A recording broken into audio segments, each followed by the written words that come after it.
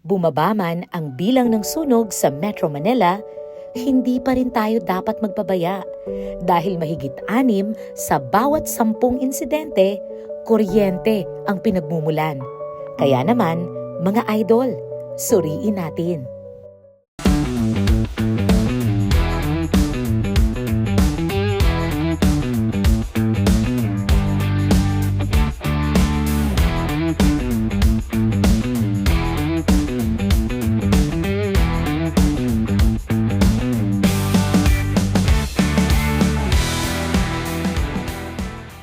Magandang araw mga idol! Ako po ang inyong idol working mama na si Mami Julia ng 93.9 IFM Manila. At nandito po tayo ngayon sa San Andres, Manila Fire and Rescue Volunteers Association Incorporated para po sa ating Sunog Suri. Ito po ay isang programa ng RMN Foundation.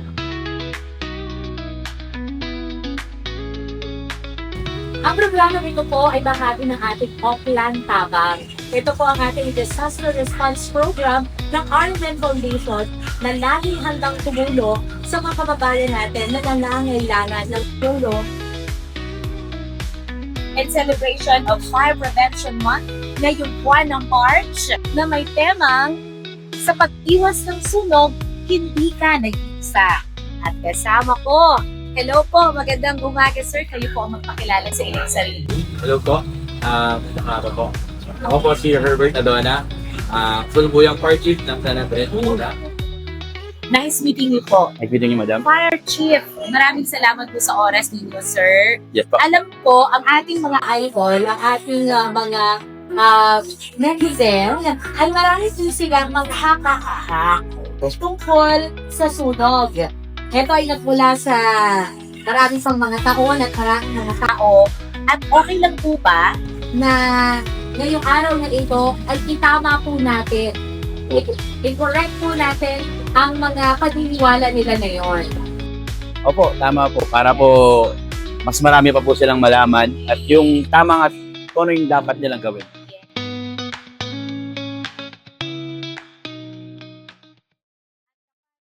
Yes. Ito po, pag tama po, pwede yung sabihin fire. At kapag mali naman po, ay pwede niyo pong sabihin meat. Meat. Yes, kasi para mga superstitious dito po, mga meat ito. Kaya ang tanong po, totoo po ba na kahit naka-standby ang isang computer at hindi po ginagamit, ay pwede po itong biglang pumusok at mag-apoy?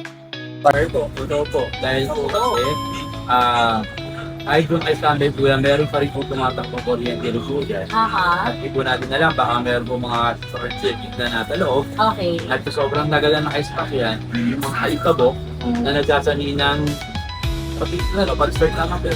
So yung mga alikabok ay pwede Yung mga- magsimula ng Sobrang dilim na na. Tapos, open na siya na mga wire. yes. So, dapat talaga mag-ingat.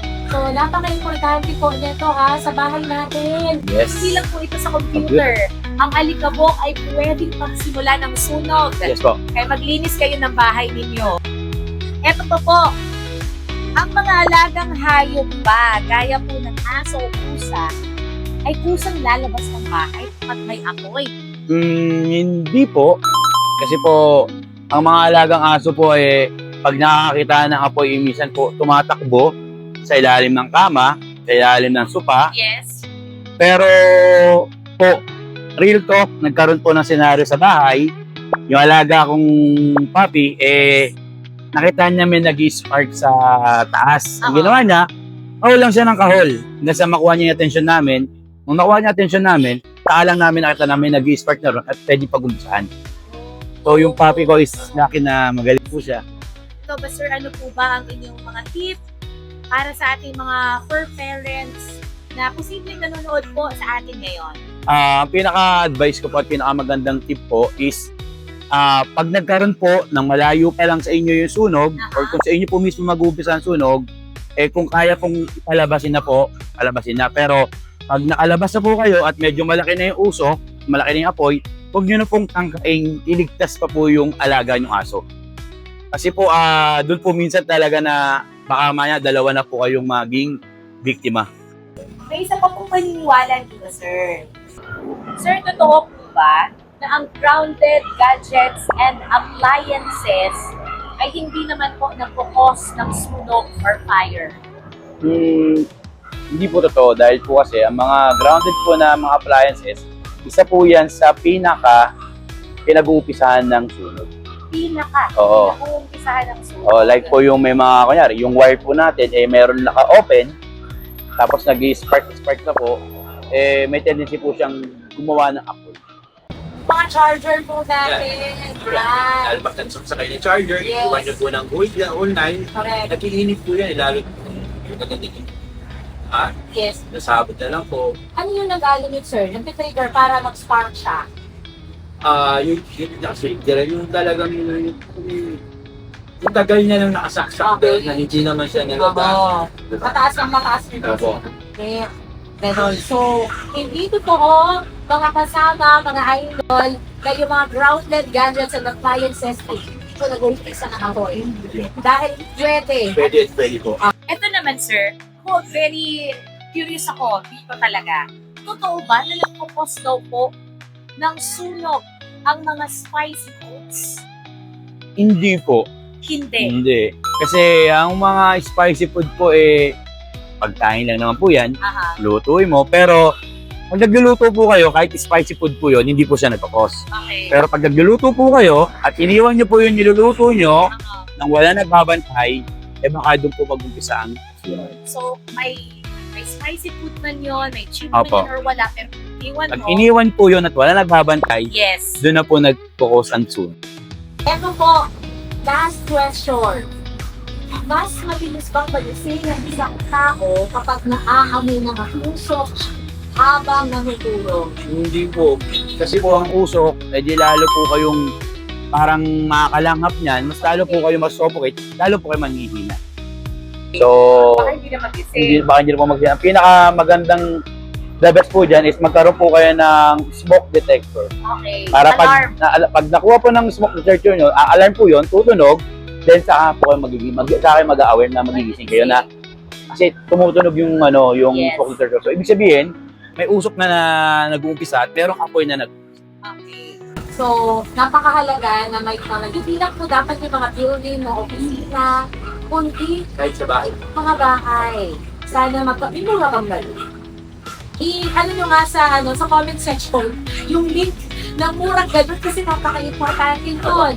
Mga kasama mga idol na bawat bahay ay sana may smoke detector. Pang-alarm natin sa sunog para sana pagdating ng panahon ay hindi na ganun kagrabe ang naging epekto ng sunog. Kasi marami itong ganun mga cases, mga kasama at mga idol na madaling araw nagsisimula ang sunog kung kailan tayong lahat ay tahimik na natutulog.